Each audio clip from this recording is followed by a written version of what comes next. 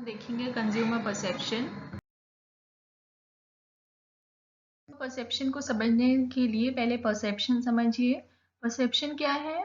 जैसे कि SP Robins ने कहा है, it is defined as the process by which individuals organise and interpret their sensory impressions in order to give meaning to their environment. ठीक है, environment से मिलने वाले डिफरेंट स्टिमुलाई को ऑर्गेनाइज करके उनको इंटरप्रेट करना, मीनिंग निकालना परसेप्शन कहलाता है।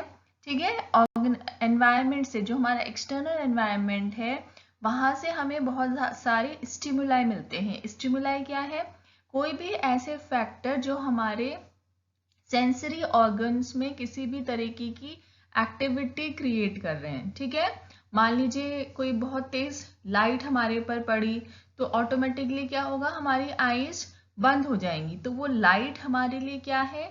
एक तरीके का स्टिमुलाई है, जिसकी वजह से हमारा जो सेंसरी ऑर्गन था, हमारा आई, वो बंद हो गई। तो इस तरीके के जितने भी स्टिमुलाई हमें एक्सटर्नल एनवायरनमेंट से मिलते हैं, जो हमारे सेंसरी ऑर्गन्स, जो कि हमारे आईज, नोज, ईयर्स, टंग, स्किन है, उनमें किसी भी तरीके का एक्टिविटी क्रिएट करते हैं और उन स्टिमुलाई को हम एक मीनिंगफुल वे में ऑर्गेनाइज करके, ग्रुप करके कुछ उसका मीनिंग ड्रॉ करते हैं, वो परसेप्शन कहलाता है। मतलब कि हम एक्सटर्नल एनवायरनमेंट को, वर्ल्ड को किस तरीके से देखते हैं, वो हमारा परसेप्शन है।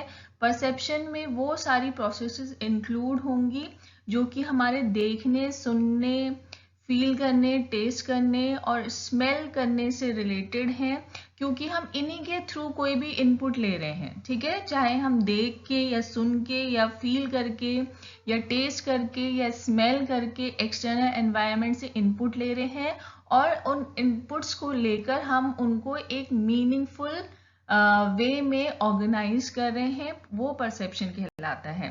तो मार्केटिंग में हमको कंज्यूमर परसेप्शन जानना जरूरी होता है। कंज्यूमर परसेप्शन क्या है? अभी तक हम ह्यूमन बीइंग की बात कर रहे थे, अब हम बात करेंगे कंज्यूमर की। ठीक है, तो कंज्यूमर किस तरीके से मार्केट में मिलने वाले डिफरेंट स्टिमुलाई को सेलेक्ट कर रहा है, उनको एक मीनिंगफुल वे में ऑर्गेनाइज कर रहा है। अब मार्केट से मिलने वाले स्टिमुलाई क्या होंगे? जो डिफरेंट प्रोडक्ट्स हैं, जो डिफरेंट प्रोडक्ट्स के एट्रीब्यूट्स हैं, वो एक स्टिमुलाई का काम करते हैं। अब किस तरीके से जो कंज्यूमर है वो प्रोडक्ट्स के एट्रीब्यूट को परसीव करता है, उनका मीनिंग इंटरप्रेट करता है, वो कंज्यूमर परसेप्शन कहलाता है। ठीक है, कंज्यूमर परसेप्शन के बेसिस पे, यानी कि जिस वे में वो डिफरेंट स्टिमुलाई को इंटरप्रेट कर रहा है, उसके बेसिस पे वो एक इमेज तैयार करता है।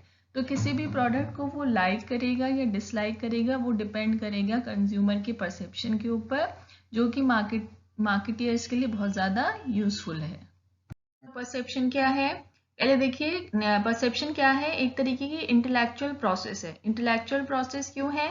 क्योंकि यहाँ पे माइंड का इन्वॉल्वमेंट है। किस तरीके से आप एक्सटर्नल एनवायरनमेंट में प्रेजेंट स्टिमुलाई को सेलेक्ट कर रहे हैं, उनको इंटरप्रेट कर रहे हैं, ऑर्गेनाइज कर रहे हैं, तो ये आपकी कॉग्निटिव पावर यानी कि मेंटल पावर पे डिपेंडेंट है, इसलिए ये एक तरीके की इंटेलेक्चुअल प्रोसेस है। अब साइकोलॉजिकल प्रोसेस क्यों है? साइकोलॉजिकल प्रोसेस इसलिए है क्योंकि ये पर्सन टू पर्सन वेरी करता है।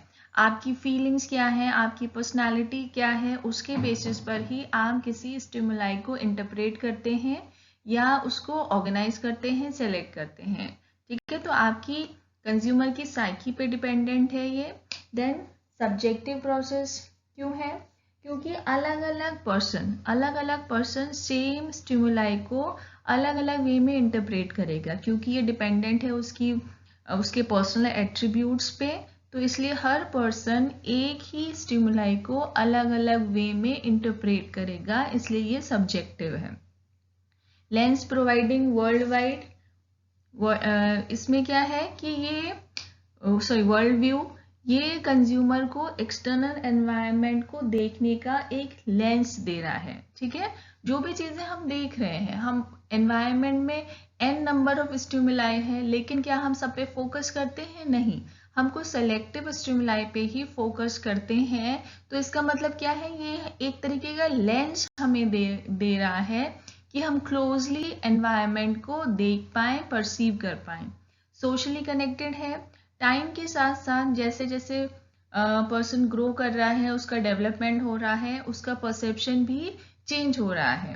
ठीक है, वो डिफरेंट लोगों के साथ कनेक्टेड है सोसाइटी में, जिसका इम्पैक्ट उस पर पड़ेगा।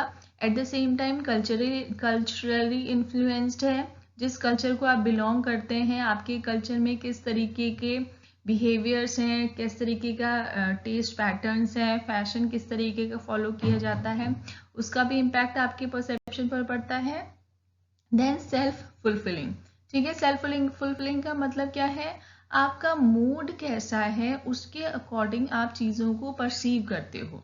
अगर आपका मूड खराब है तो मे बी आप जो भी इनपुट आपको मिल रहा है उसको भी उसी तरीके से टेक इन करेंगे। सेल्फ फुलफिलिंग है, मतलब आपको जो चीज़ अच्छी लग रही है, जैसा आप चाह रहे हैं, उसी के अकॉर्डिंग आप चीज़ों को परसीव करेंगे।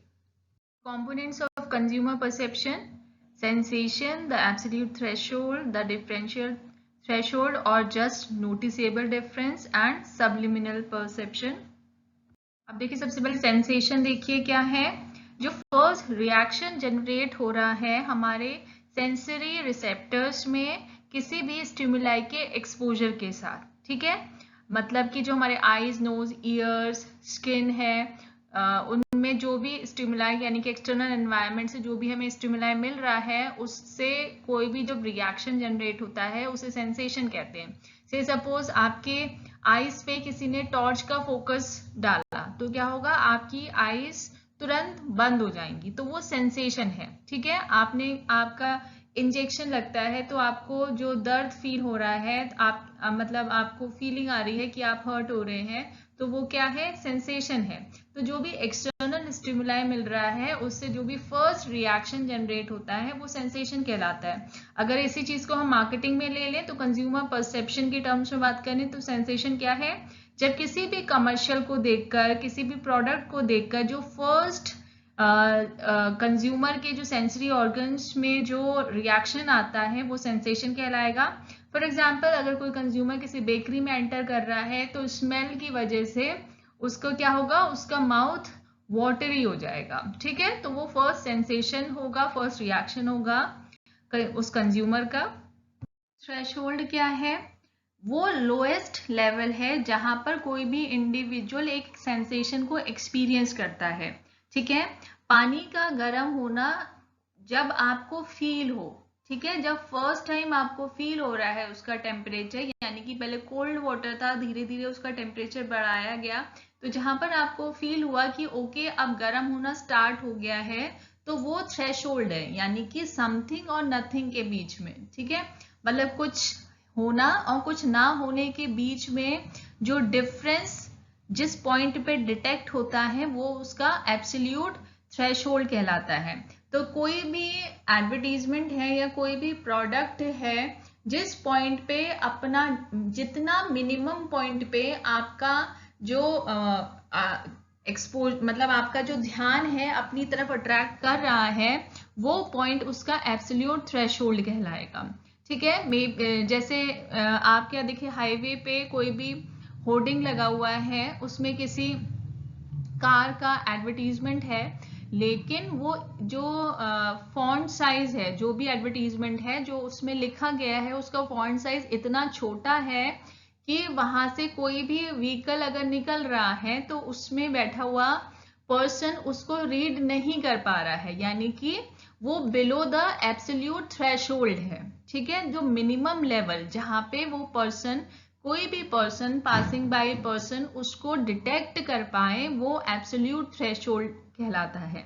ठीक है, तो मार्केटर्स अटेम्प्ट करते हैं, कोशिश करते हैं कि एब्सोल्यूट थ्रेशोल्ड के ऊपर उनका एडवर्टीजमेंट रहे या उनका प्रोडक्ट रहे कि कंज्यूमर या उसको डिटेक्ट कर पाए। ठीक है, लेकिन कुछ ऐसे नेगेटिव अगर चीजें हैं, अगर उन्होंने प्राइस बढ़ा दिया है या फिर क्वांटिटी कम कर दी गई है, तो उस तरीके के एडवर्टीजमेंट को, उस तरीके के नोटिस को बिलो द एब्सोल्यूट थ्रेशोल्ड रखा जाता है, ताकि कंज्यूमर उसको डिटेक्ट ही ना कर पाए, ठीक है।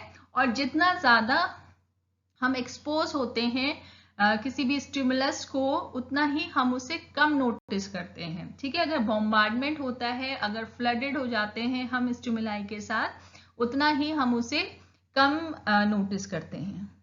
द डिफरेंशियल थ्रेशोल्ड या फिर जस्ट नोटिसेबल डिफरेंस, ये क्या है? अगर दो कंसेक्यूटिव स्टिमुलाई किसी भी पर्सन को मिल रहे हैं, ठीक है, तो उसमें क्या है, जो सेकेंड वाला स्टिमुलस है उसकी इंटेंसिटी डिपेंड करेगी फर्स्ट वाले की स्ट्रेंथ पे।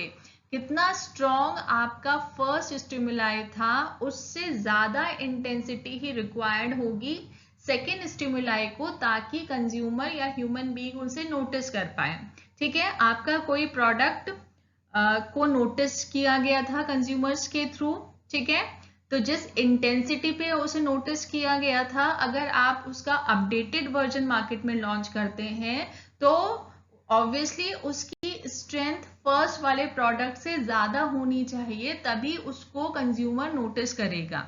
तो दोनों की वैल्यूज में जो डिफरेंस है वो ही कहलाता है the differential threshold. Subliminal perception, देखिए हमारा माइंड दो पार्ट्स में डिवाइडेड है, conscious mind and the subconscious mind, ठीक है। तो जो चीजें अबव द थ्रेशोल्ड लेवल हैं, जो एब्सोल्यूट थ्रेशोल्ड लेवल के ऊपर जो चीजें हम रिसीव कर रहे हैं, वो हमारा क्या होगा, कॉन्शियस माइंड के में हम परसीव कर रहे हैं। लेकिन जो बिलो द थ्रेशोल्ड लेवल है, जो एब्सोल्यूट थ्रेशोल्ड से नीचे जो स्टिमुलाई परसीव किए जा रहे हैं, वो उनके लिए हम बिल्कुल भी अवेयर नहीं है। जो हमारा सब कॉन्शियस माइंड है वो हमारी हिडन फीलिंग्स, हमारी हिडन डिजायर्स होती हैं जो हमें पता भी नहीं होती हैं, ठीक है। उसी तरीके से वो स्टिमुलाई जो below the absolute threshold level receive हो रहे हैं, वो हमारी अवेयरनेस के बिल्कुल अगेंस्ट हैं, हमें पता नहीं है, उनको हम कहते हैं सब्लिमिनल परसेप्शन। जो एडवर्टाइजर्स हैं, मार्केटियर्स हैं, कुछ ऐसे हिडन मैसेजेस ऐसे डालते हैं अपने कमर्शियल्स में, अपने प्रोडक्ट्स की पैकेजिंग में, जिनके लिए हम बिल्कुल ही अनअवेयर होते हैं। अनअवेयर होने के बावजूद हम कहीं ना कहीं उनको परसीव कर लेते हैं और वो हमारे माइंड में कहीं ना कहीं रिटेन्ड हो जाती हैं। तो इस तरीके के मैसेजेस को, इस तरीके के परसेप्शन को सब्लिमिनल परसेप्शन कहते हैं, जो below the level of absolute threshold level होता है। अब देखिए परसेप्शन में जो है, परसेप्शन प्रोसेस क्या है, ठीक है, क्या स्टेप्स हैं जिनके थ्रू कोई भी पर्सन मीनिंग ड्रॉ करता है किसी भी स्टिमुलाई से। First is selection, then organisation and then interpretation, ठीक है। कोई भी कंज्यूमर है या कोई भी ह्यूमन बीइंग है, वो पहले क्या करेगा, एनवायरनमेंट से मिले नंबर ऑफ स्टिमुलाई में से कुछ को सेलेक्ट करेगा फर्दर प्रोसेस के लिए, ठीक है। आपको एनवायरनमेंट में बहुत सारे n नंबर ऑफ स्टिमुलाई मिलते हैं, लेकिन आप सबको सेलेक्ट नहीं करते हैं, आप सब पे गौर नहीं फरमाते हैं। मार्केट में भी कई सारे प्रोडक्ट हैं, लेकिन आप सब पे इक्वली ध्यान नहीं देते हैं, ठीक है। आपका ध्यान कुछ की तरफ ही जाता है, यानी कि आप कुछ प्रोडक्ट्स को फर्दर एनालिसिस के लिए सेलेक्ट करते हैं। तो फर्स्ट स्टेप में आप स्टिमुलाई को सेलेक्ट करेंगे, और कहाँ से सेलेक्ट करेंगे, अपने सेंसरी रिसेप्टर्स से। आपके सेंसरी रिसेप्टर्स क्या हैं, आपके sensory organs, eyes, ears, nose, mouth and skin, इनके थ्रू आप कोई भी स्टिमुलाई को एक्सटर्नल एनवायरनमेंट से सेलेक्ट करेंगे, ठीक है। और ये सेंसरी स्टिमुलाई क्या है, आपका देखना, आपका सुनना, स्मेल, टेस्ट, टेक्सचर्स, ठीक है। तो ये सारी चीजें स्टिमुलाई हैं, और इनको रिसीव कौन कर रहा है, आपके सेंसरी रिसेप्टर्स, जो कि आपके सेंसरी ऑर्गन्स हैं। अब आपने नंबर ऑफ स्टिमुलाई में से कुछ स्टिमुलाई सेलेक्ट करें, फिर उनको आप ऑर्गेनाइज करेंगे। ऑर्गेनाइज करेंगे मतलब स्टेप बाय स्टेप वे में, एक मीनिंगफुल वे में उनको ऑर्गेनाइज करेंगे कि उनसे कोई मीनिंग ड्रॉ हो पाए। उसके बाद ऑर्गेनाइज करने के बाद इंटरप्रिटेशन, यानी कि उसका कुछ मीनिंग ड्रॉ करना। तो पर्सन टू पर्सन ये प्रोसेस भी डिफर करती है, कौन से स्टिमुलाई पर्सन सेलेक्ट कर रहा है इंटरप्रिटेशन के लिए, ऑर्गेनाइजेशन के लिए, वो भी डिफर करेगा, उसका ऑर्गेनाइज करने का तरीका भी डिफर करेगा, देन उससे मीनिंग निकालना यानी कि इंटरप्रिटेशन भी डिफर करेगा। तो ओवरऑल परसेप्शन ही पर्सन टू पर्सन इसीलिए वेरी करता है, क्योंकि हर स्टेप पे जो भी स्टेजेस हैं सिलेक्शन, ऑर्गेनाइजेशन एंड इंटरप्रिटेशन, वो भी पर्सन टू पर्सन डिफर करता है। भाई कि एलिमेंट्स क्या हैं परसेप्शन के, परसेप्चुअल प्रोसेस के, perceptual selection, perceptual organisation and perceptual interpretation. अब इनको हम वन बाय वन देखेंगे। परसेप्चुअल सिलेक्शन में पर्सन एनवायरनमेंट से स्टिमुलाई को सिलेक्ट कर रहा है, यानी कि जब वो एक्सपोज्ड होगा एनवायरमेंटल स्टिमुलाई को, उनमें से कुछ स्टिमुलाई को सेलेक्ट करेगा फर्दर इंटरप्रिटेशन के लिए, एनालिसिस के लिए। ठीक है, वो किस पे डिपेंड करेगा, उसकी नीड्स पे, उसके डिजायर्स पे, उसके इंटरेस्ट पे, उसके एट्रीब्यूट्स कैसे हैं उस तरीके से। जैसे कि कोई पर्सन अभी जल्दी में कार खरीदने की प्लानिंग कर रहा है, ठीक है, तो ऑटोमेटिकली उसका जो ध्यान है वो कार्स के एड्स की तरफ जाएगा, यानी कि अगर वो रोड पे जा रहा है तो कल किसी कार का होर्डिंग लगा है तो डेफिनेटली उसका माइंड, उसका फोकस उस एड की तरफ जरूर जाएगा। लेकिन अगर ऐसा नहीं है कि हम कार खरीदने का भी कोई प्लान नहीं कर रहे हैं तो मे बी हम उस एड को स्किप भी कर दें। ठीक है, तो जो उसने पर्सन ने स्टिमुलाई टेकन किया वो था अकॉर्डिंग टू हिज नीड, क्योंकि उसको कार की नीड थी, इसलिए उसका उस पर्टिकुलर कार के एड की तरफ ध्यान गया। ठीक है, तो ये डिपेंड करता है कंज्यूमर की नीड पे। स्टिमुलाई क्या हो सकते हैं, उस प्रोडक्ट, उसकी पैकेजिंग, उसका ब्रांड नेम, उसका एड, उसकी स्मेल। तो इन बेसिस पे कोई भी पर्सन अट्रैक्ट होता है टुवर्ड्स अ पर्टिकुलर एड और टुवर्ड्स अ पर्टिकुलर प्रोडक्ट। अब जैसे कि कोई भी फैशन कॉन्शियस पर्सन है, वो उसका ध्यान जरूर ऐसे एड की तरफ जाएगा जो फैशनेबल क्लोथिंग के हैं, रिसेंट ट्रेंड्स के हैं।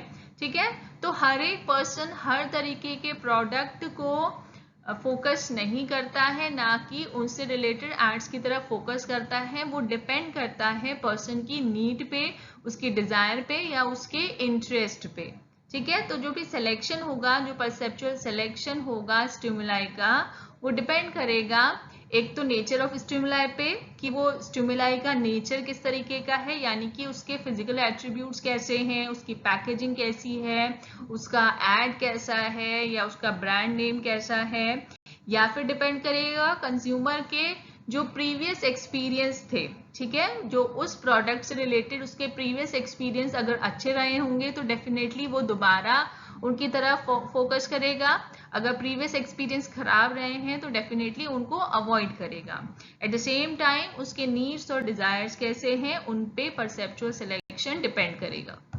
परसेप्शन भी मार्केटियर के लिए जानना जरूरी है, क्योंकि जो भी स्टिमुलाई को परसीव कर रहे हैं हमारे कंज्यूमर मार्केट से, ठीक है, वो जरूरी नहीं है कि सारे ही स्टिमुलाई को परसीव कर रहे हैं या टेकन कर रहे हैं, सेलेक्ट कर रहे हैं फॉर फर्दर इंटरप्रिटेशन।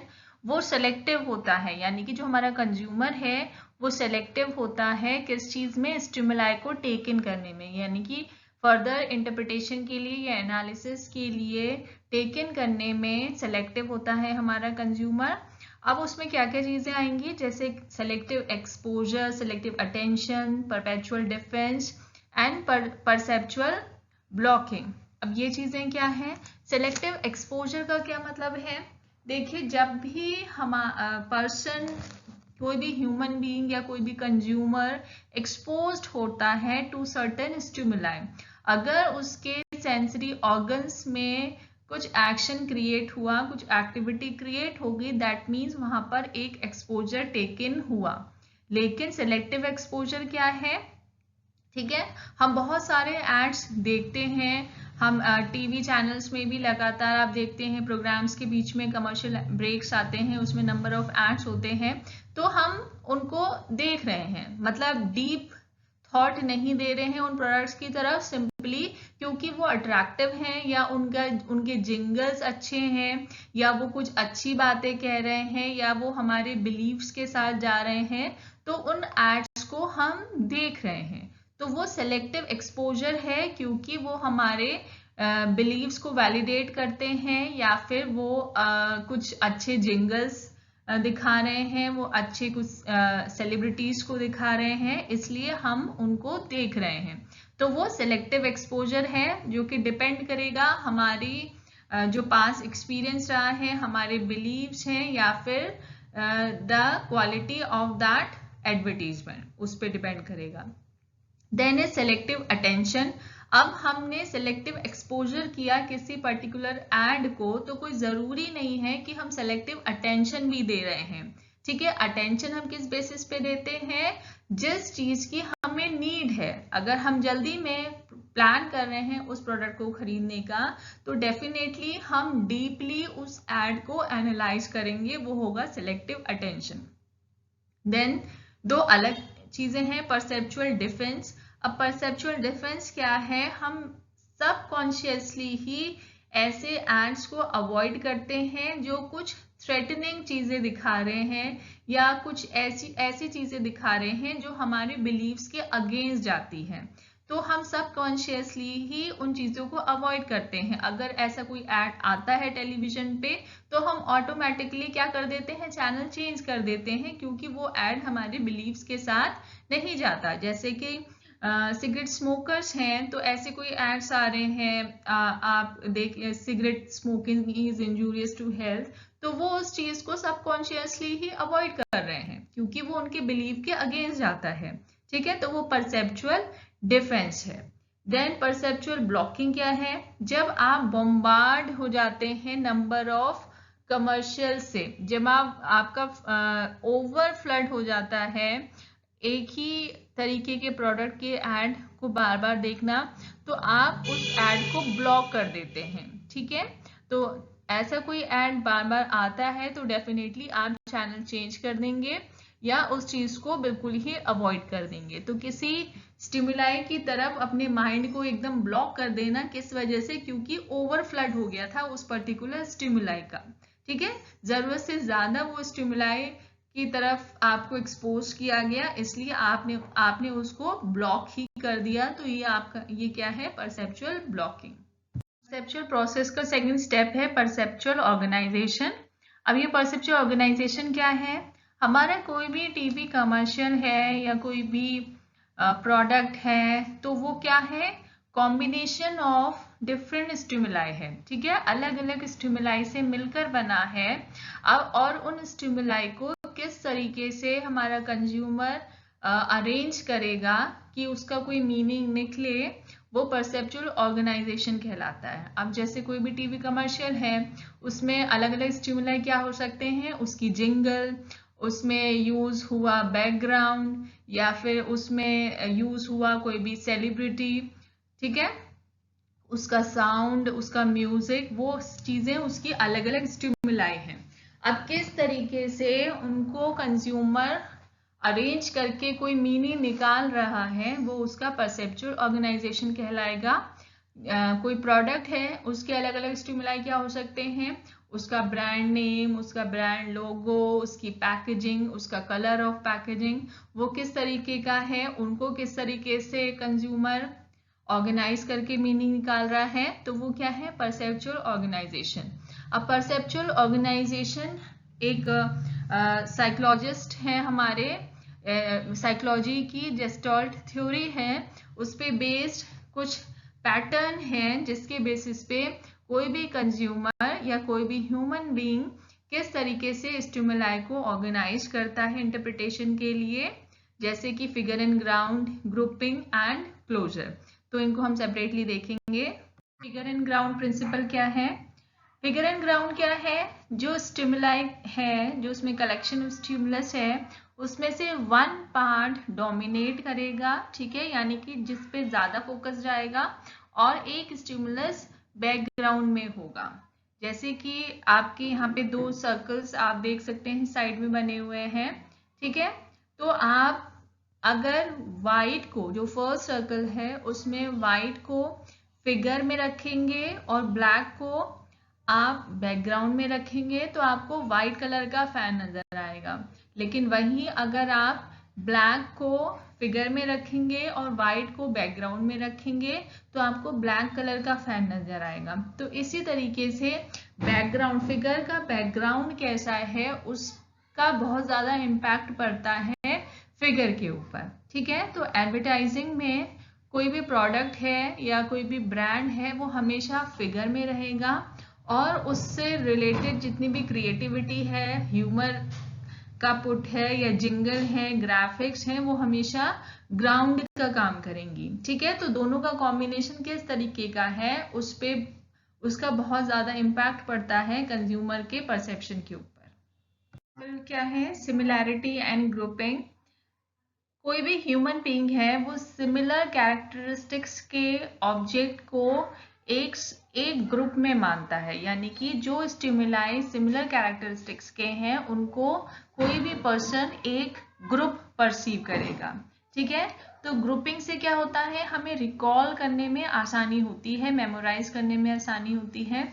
जैसे कि आप यहाँ पर देख सक रहे हैं नंबर ऑफ ज्योग्रामेटिकल शेप्स हैं, यहाँ पे स्क्वायर्स हैं, यहाँ पे सर्कल्स हैं, लेकिन आप क्या करेंगे, जो स्क्वायर्स हैं क्योंकि वो सिमिलर नेचर के हैं सारे, आप उनको एक ग्रुप में परसीव करेंगे।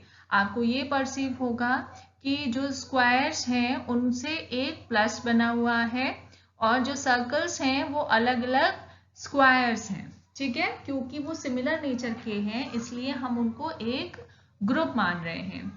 इसी की तरह एडवर्टाइजिंग में भी होता है, जो सिमिलर कैरेक्टरिस्टिक के स्टिमुलाई हैं उनको हम एक ग्रुप मानेंगे।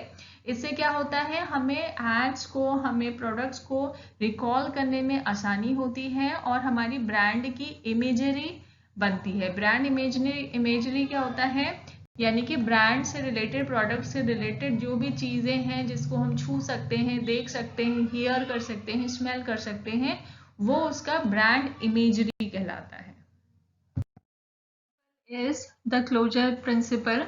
इसमें क्या है कि ह्यूमन बीइंग की एक टेंडेंसी है जो इनकम्प्लीट फिगर है उसको कंप्लीट परसीव करना, यानी कि अगर किसी फिगर में कुछ पार्ट इनकम्प्लीट है तो हम उसको अनकॉन्शियसली कंप्लीट ही मान लेते हैं। जैसे कि आप यहाँ पे राइट साइड में देखेंगे जो फिगर बनी हुई है, इसमें जो ट्राइंगल है वो ड्रॉ नहीं करा गया है, लेकिन हम ऑटोमेटिकली उसको एक कंप्लीट ट्राइंगल मान रहे हैं। ठीक है, तो इसको यूज करते हैं हमारे मार्केटियर्स। अगर इस तरीके का इनकम्प्लीट कुछ लोगो होगा उनका, या कोई फिगर ऐसी शो करेंगे वो, या उसका नेम इस तरीके से रिफ्लेक्ट करेंगे इनकम्प्लीट, तो इसमें क्या है, किसी भी कंज्यूमर का फोकस उस पर ज्यादा जाएगा। इनकम्प्लीट चीज को कंप्लीट करने के लिए हम फोकस उस पर ज्यादा करते हैं और जिस चीज पे फोकस ज्यादा करते हैं ऑब्वियसली वो ज्यादा टाइम तक हमारे माइंड में रहता है। ठीक है, रिटेन्ड रहता है।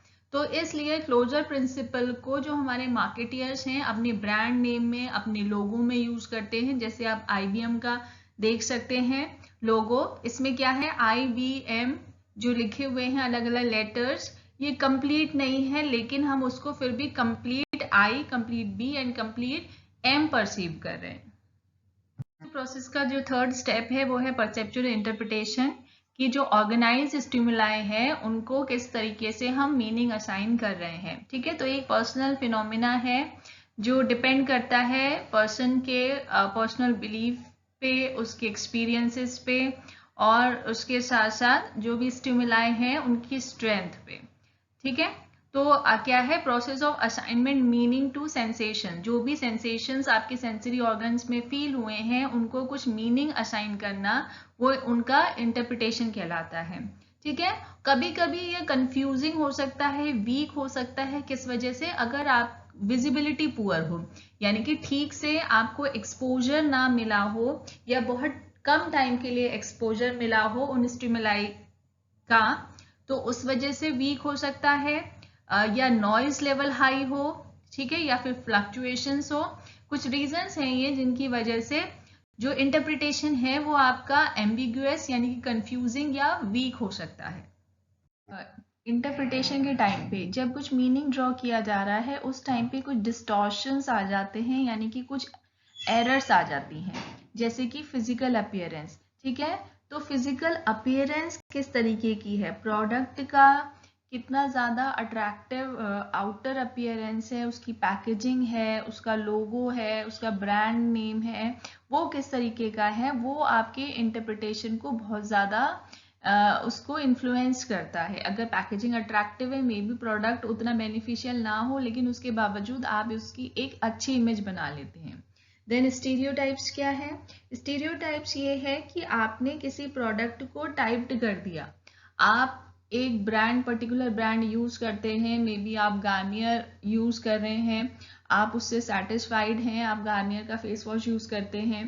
ठीक है, अब गार्नियर का ही मे बी स्क्रब लॉन्च होगा, तो आपने स्टीरियोटाइप्ड कर दिया कि गार्नियर एक अच्छा प्रोडक्ट है, बेनिफिशियल टू स्किन है। अब जो आप उसका जो स्क्रब लॉन्च हुआ है उसको भी वैसे ही परसीव करेंगे जैसे कि आप उसके फेस वॉश को परसीव कर रहे थे। इसी तरीके से अगर आप किसी ब्रांड की इमेज आपके माइंड में गलत है तो उसका कोई भी वेरिएंट आएगा मार्केट के अंदर तो आप उसको पसंद नहीं करेंगे। अब फर्स्ट इंप्रेशन क्या है? फर्स्ट इंप्रेशन में आपने पर्टिकुलर एड देखा, जो फर्स्ट इंप्रेशन आपकी माइंड में पड़ा वो जिस हिसाब से पड़ेगा, अच्छा इंप्रेशन पड़ा है या फर्स्ट इंप्रेशन पड़ा है, वही लास्टिंग रहेगा आपके माइंड में, आप उसको फर्दर चेंज नहीं करेंगे।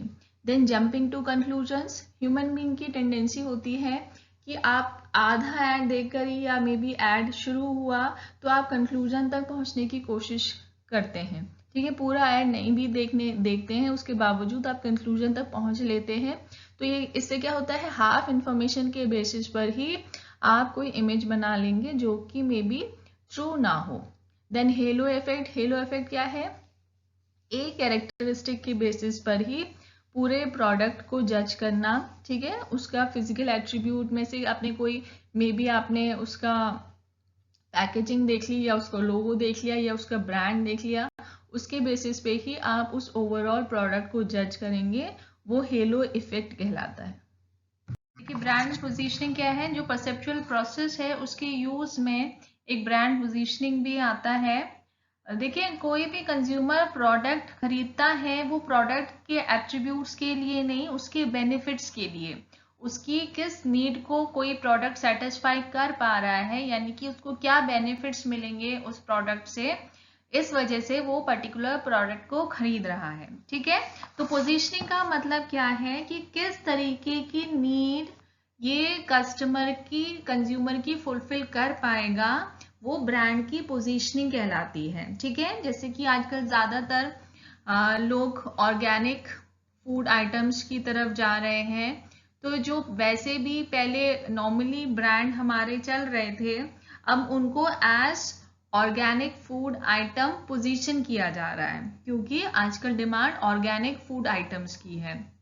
तो पोजीशनिंग का मतलब क्या है? कंज्यूमर के माइंड में एक बेनिफिट बताना प्रोडक्ट का, कि वो किस तरीके के बेनिफिट को, किस तरीके की नीड को फुलफिल कर पाएगा। ठीक है, जैसे कि लाइफस्टाइल के अकॉर्डिंग, ठीक है, आपका कोल्ड ड्रिंक्स हैं वो किस तरीके की यूटिलिटी को फुलफिल कर पा रही हैं, या कोई भी कार है, स्पोर्ट्स कार है, वो आपका एडवेंचर की नीड को फुलफिल कर पा रही है। तो इस तरीके से प्रोडक्ट को पोजीशन किया जाता है कस्टमर के माइंड में, जो कि हम कैसे कर पाते हैं? With the help of knowing consumer perception.